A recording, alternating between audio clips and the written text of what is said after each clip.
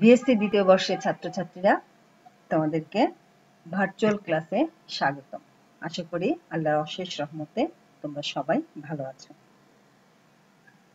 আমি রাশিদা জেসমিন, সহকারী অধ্যাপক প্রাণীবিজ্ঞান।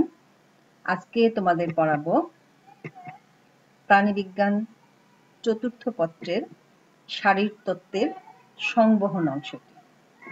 সংবহন অংশ থেকে আমাদের যে বিষয়গুলি পাঠ্য সেগুলির মধ্যে রয়েছে রক্তের উপাদান এবং কাজ, রক্ততঞ্চন, হৃৎপিণ্ডের গঠন, রক্ত সঞ্চালন, হৃদচক্র, শিরা ধমনী কৈশিকজালক, করোনারি ও পালমোনারি সংবহন। এই সবগুলি বিষয় আমাদের জানতে হবে। আমরা গত ক্লাসে দুটো বিষয় জেনেছি, রক্তের উপাদান এবং কাজ এবং রক্ততঞ্চন।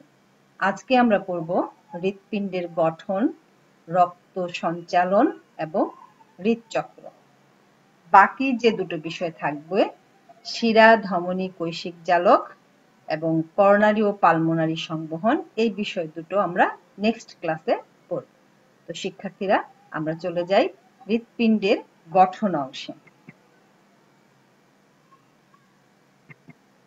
হৃৎপিণ্ডের গঠন তোমরা এখানে দেখতে পাচ্ছ, একটি হৃৎপিণ্ডের লম্বচ্ছেদের চিত্র দেয়া আছে। এই চিত্রটি তোমাদেরকে আঁকা শিখতে হবে। পরীক্ষা এমন করে আসে, হৃৎপিণ্ডের লম্বচ্ছেদের চিহ্নিত চিত্র অঙ্কন করো। অথবা এমনটাও আসতে পারে, হৃৎপিণ্ডের গঠন বর্ণনা করো। তো সেই ক্ষেত্রে চিত্রটিকে তোমাদের অবশ্যই শিখতে হবে। এখানে দেখো, হৃৎপিণ্ড 4 প্রকোষ্ঠ বিশিষ্ট একটি পাম্প যন্ত্র। প্রকোষ্ঠ 4টি কি কি? রাইট অ্যাট্রিয়াম, ডান অলিন্দ, লেফট অ্যাট্রিয়াম, বাম অলিন্দ, রাইট ভেন্ট্রিকল, ডান নিলয়, লেফট ভেন্ট্রিকল, বাম নিলয়। এই 4 প্রকোষ্ঠ বিশিষ্ট হৃৎপিণ্ডটি একটি পর্দা দ্বারা আবৃত থাকে। এই পর্দাটির নাম হচ্ছে পেরিকার্ডিয়াম। পেরিকার্ডিয়াম। এই পর্দাটি আবার 3 স্তর বিশিষ্ট। বাহিরের স্তরটি এপিকার্ডিয়াম, মাঝের স্তরটি মায়োকার্ডিয়াম, ভেতরের স্তরটি এন্ডোকার্ডিয়াম। এবারে দেখো, হৃৎপিণ্ডের ডান অলিন্দ এবং ডান নিলয়ের মাঝে একটি কপাটিকা আছে। এটিকে বলে ট্রাইকাসপিড কপাটিকা বা ট্রাইকাসপিড ভালভ। হৃৎপিণ্ডের বাম অলিন্দ বাম নিলয়ের মাঝে একটি কপাটিকা আছে। এটিকে বলা হয় বাইকাসপিড কপাটিকা বা মাইট্রাল ভালভ। হৃৎপিণ্ডের বাম নিলয় থেকে অ্যাওর্টা, যার মাধ্যমে অক্সিজেন যুক্ত রক্ত সমগ্র দেহে সঞ্চালিত হয়, সেই অ্যাওর্টার মুখে একটি কপাটিকা আছে, যেটিকে বলা হয় অ্যাওর্টিক ভালভ। এপাশে ডান অলিন্দ এবং ডান নিলয়। এই ডান নিলয় থেকে যে পথে রক্ত প্রবাহিত হয়, কার্বন ডাই অক্সাইড যুক্ত রক্ত, এই নালীর মুখে এখানেও একটি কপাটিকা আছে। এই কপাটিকাটিকে বলা হয় পালমোনারি ভালভ। হৃৎপিণ্ডের ডান অলিন্দের উপরের দিকে একটি বাহিকা আছে, এটিকে বলা হয় সুপিরিয়র ভেনা ক্যাভা বা অগ্র মহাশিরা, এবং এর নিচের দিকে একটি বাহিকা রয়েছে, যেটিকে বলা হয় ইনফিরিয়র ভেনা ক্যাভা বা পশ্চাৎ মহাশিরা। এই অগ্র মহাশিরা এবং পশ্চাৎ মহাশিরা দিয়ে কার্বন ডাই অক্সাইড যুক্ত রক্ত হৃৎপিণ্ডের ডান অলিন্দে প্রবেশ করে। তাহলে আমরা এখানে মোটামুটি হৃৎপিণ্ডের গঠন সম্পর্কে জানলাম। এখানে আরেকটি বিষয় রয়েছে, পালমোনারি ভেইন বা পালমোনারি শিরা, যেই পথে অক্সিজেন যুক্ত রক্ত হৃৎপিণ্ডের বাম অলিন্দে প্রবেশ করে। আর পালমোনারি অ্যাওর্টা দিয়ে বা পালমোনারি ধমনী দিয়ে কার্বন ডাই অক্সাইড যুক্ত রক্ত ফুসফুসে প্রবেশ করে। অ্যাওর্টা বা মহাধমনী দিয়ে অক্সিজেন যুক্ত রক্ত সমগ্র দেহে পরিচালিত হয়। তাহলে মোটামুটি বিষয়গুলি আমরা জেনে নিলাম। এবারে আমরা পড়ব এই হৃৎপিণ্ডের মধ্য দিয়ে কিভাবে রক্ত সঞ্চালিত হয়।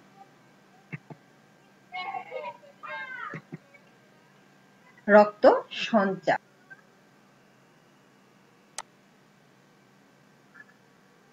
দেখো, মানুষের হৃৎপিণ্ড বক্ষগহ্বরের ভিতরে বক্ষপিঞ্জরের মাঝে অবস্থিত একটি পাম্প যন্ত্র। এই হৃৎপিণ্ডের 4টি প্রকোষ্ঠ আমরা আগেই জেনেছি। হৃৎপিণ্ড পাম্প করছে, রক্ত বিভিন্ন অংশে প্রবাহিত হচ্ছে। রাইট অ্যাট্রিয়াম, ডান অলিন্দ, বাম অলিন্দ। আমরা একটু আগেই স্থির চিত্রের মাধ্যমে সেটি দেখেছি। এবার ভিডিওর মাধ্যমে আরেকটু ডিটেলসে জানব।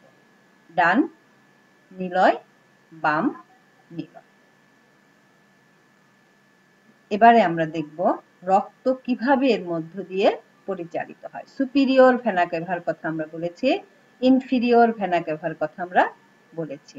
এই সুপিরিয়র এবং ইনফিরিয়র ভেনা ক্যাভা দিয়ে কার্বন ডাই অক্সাইড যুক্ত রক্ত হৃৎপিণ্ডের ডান অলিন্দে আসে। এই ডান অলিন্দ আমরা দেখতে পাচ্ছি রক্ত এসে ডান অলিন্দের প্রকোষ্ঠ পূর্ণ হয়ে গেল। এবার রক্ত ডান নিলয়ে প্রবেশ করলো। এখানে দেখো এই ট্রাইকাসপিড কপাটিকা বন্ধ হয়ে গেল। যেই মাত্র নিলয় কার্বন ডাই অক্সাইড যুক্ত রক্ত দ্বারা পূর্ণ হয়ে গেল, সেই মাত্র ট্রাইকাসপিড কপাটিকা বন্ধ হয়ে গেল। খুলে গেল কি? Pulmonary valve. রক্ত হৃৎপিণ্ডের ডান নিলয় থেকে পালমোনারি ভালভের মাধ্যমে প্রবেশ করছে। পালমোনারি ভালভের মাধ্যমে রক্ত প্রবেশ করবে। একই সময়ে পালমোনারি ভেইন, যেটি ফুসফুসীয় শিরা, ফুসফুসীয় শিরা দিয়ে অক্সিজেন যুক্ত রক্ত লেফট অ্যাট্রিয়াম মানে বাম অলিন্দে প্রবেশ করছে। বাম অলিন্দ থেকে বাইকাসপিড কপাটিকা দিয়ে রক্ত বাম নিলয়ে প্রবেশ করছে। বাম নিলয়ে রক্ত প্রবেশ করছে। যেই মাত্র নিলয় অক্সিজেন যুক্ত রক্ত দ্বারা পূর্ণ হয়ে গেল বাম নিলয়, সেই মাত্র এই কপাটিকাটি বন্ধ হয়ে গেল। এবার খুলে গেল অ্যাওর্টিক ভালভ। অ্যাওর্টার মধ্যে রক্ত প্রবেশ করবে, সেই পথটি খুলে গেল। এবার রক্ত অ্যাওর্টার মধ্য দিয়ে সমগ্র দেহে, অ্যাওর্টার মধ্যে রক্ত ঢুকছে কি? অক্সিজেন যুক্ত রক্ত। এই রক্ত সমগ্র দেহে পরিচালিত হয়। আমরা আবার একটু রিভিশনে যাচ্ছি। এখানে আমরা আবার দেখি ডান অলিন্দ, বাম অলিন্দ, যেগুলি মার্কিং করা হচ্ছে। ডান নিলয়, বাম নিলয়। Superior vena cava, inferior vena cava. রক্ত ডান অলিন্দে প্রবেশ করবে। ডান অলিন্দ থেকে ট্রাইকাসপিড কপাটিকা দিয়ে ডান নিলয়, ডান নিলয় থেকে রক্ত প্রবেশ করলো পালমোনারি ধমনীতে। এদিকে অক্সিজেন যুক্ত রক্ত প্রবেশ করলো হৃৎপিণ্ডের বাম অলিন্দে, বাম অলিন্দ থেকে বাম নিলয়, বাম নিলয় থেকে অ্যাওর্টা দিয়ে সমগ্র দেহে প্রবেশ করছে। পালমোনারি ভেইন, ফুসফুসীয় শিরা, ফুসফুসীয় শিরা দিয়ে হৃৎপিণ্ডের বাম নিলয়, বাম নিলয় থেকে অ্যাওর্টা, অ্যাওর্টিক ভালভ দিয়ে অ্যাওর্টাতে প্রবেশ করে।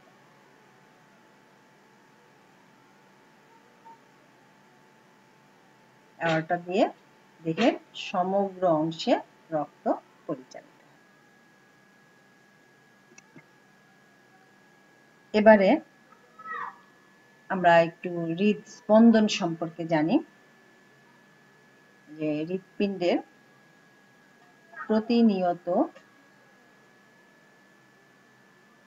হৃৎপিণ্ড সংকুচিত হচ্ছে এবং প্রসারিত হচ্ছে। এই সংকোচন প্রসারণ, একবার সংকোচন একবার প্রসারণ, একটি সংকোচন এবং একটি প্রসারণকে একসাথে বলা হয় হৃদস্পন্দন। সংকোচনকে বলা হয় সিস্টল, প্রসারণকে বলা হয় ডায়াস্টল। একটি সংকোচন এবং একটি প্রসারণকে একসাথে বলা হয় হৃদস্পন্দন।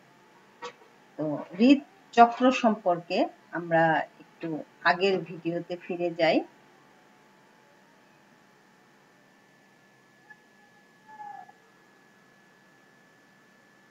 এখানে আমরা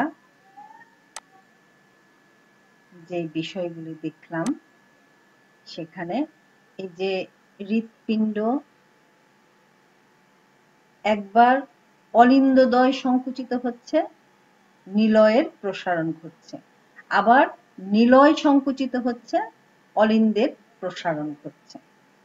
তাহলে হৃৎপিণ্ডের এই অলিন্দের সংকোচন, নিলয়ের সংকোচন, অলিন্দের প্রসারণ, নিলয়ের প্রসারণ, এই চারটি বিষয়কে একসাথে বলা হয় হৃদচক্র। আর এই হৃদচক্রের মাধ্যমেই রক্ত সমগ্র দেহে সঞ্চালিত হয়। সমগ্র দেহে রক্ত সঞ্চালনের জন্য হৃদচক্র একটি গুরুত্বপূর্ণ ভূমিকা পালন করে।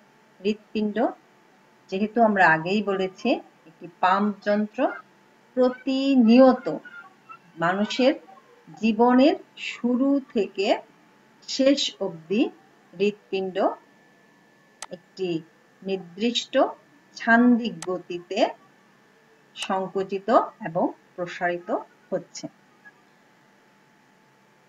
এই সংকোচন প্রসারণের মাধ্যমেই সমগ্র দেহে রক্ত পরিচালিত হচ্ছে। তো আমরা আজকের ক্লাস এখানেই শেষ করব।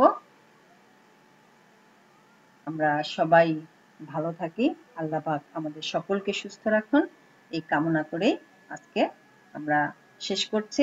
ধন্যবাদ সবাইকে।